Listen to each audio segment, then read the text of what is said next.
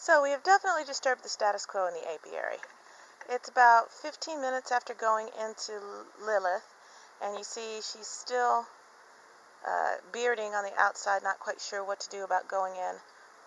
I think that means the queen is in there, because they're lining up at the door and blowing stuff around, so hopefully. It's also set off a little bit of a robbing frenzy. I've seen a couple of bees get fought off at the entrance of Luthien, but she seems to be calming down mostly. These black, white-faced bees have been trying to get into the hive. Anyway, Galadriel looks great. When I went into the top box, there was a little bit of small hive beetle up at the top corner, which is where I'm going to put a small hive beetle trap right now before I close it up. I was able to find eggs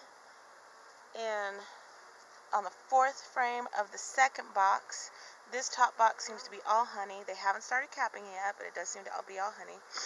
This is where I found the small hive beetle traps, so I'm going to put it that way to make it attractive for them. Actually, I'm going to do it this way, because the hot bees will probably propolize everything at the top there, and then they'll be able to go in that way. And then on the top, I'm still going to put the other back. But Galadriel looks great. She's got brood, as far as I can tell, in the bottom two boxes.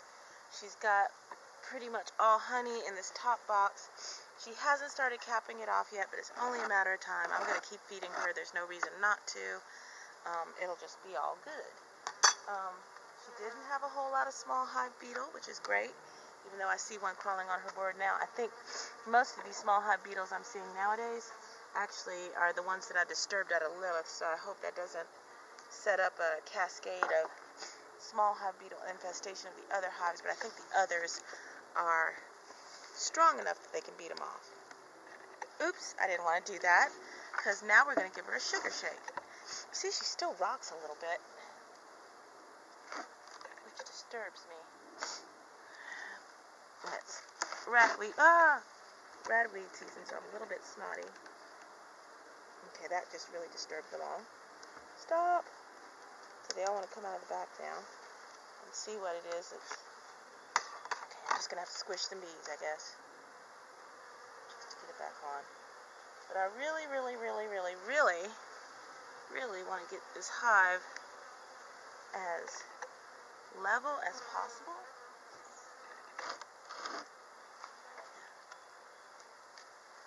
It's not working for me here. I know when I first set these bricks up, they were level.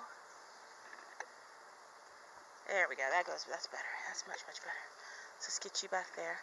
Alright, so we want to do a powdered sugar shake and sticky board count, because Galadriel's problem is that she has too many varroa.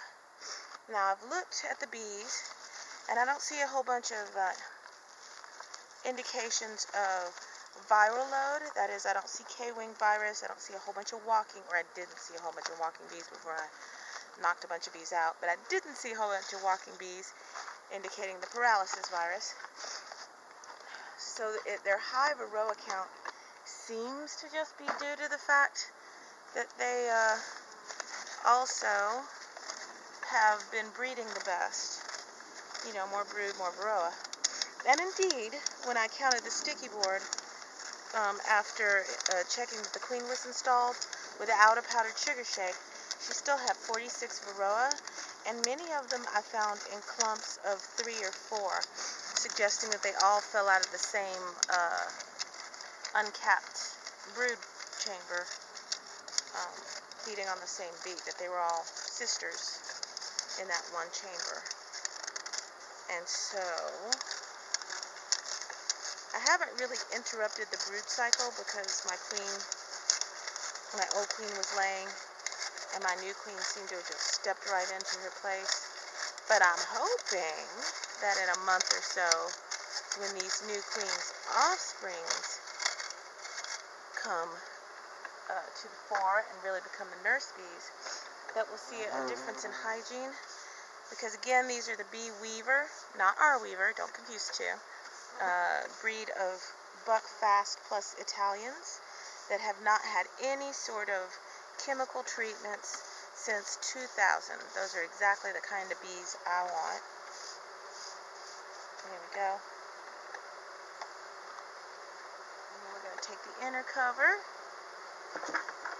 And so hopefully that will reduce, along with these frequent sugar shakes, our mite load, because we definitely don't need a bunch of mites going into the winter. That would be a bad thing.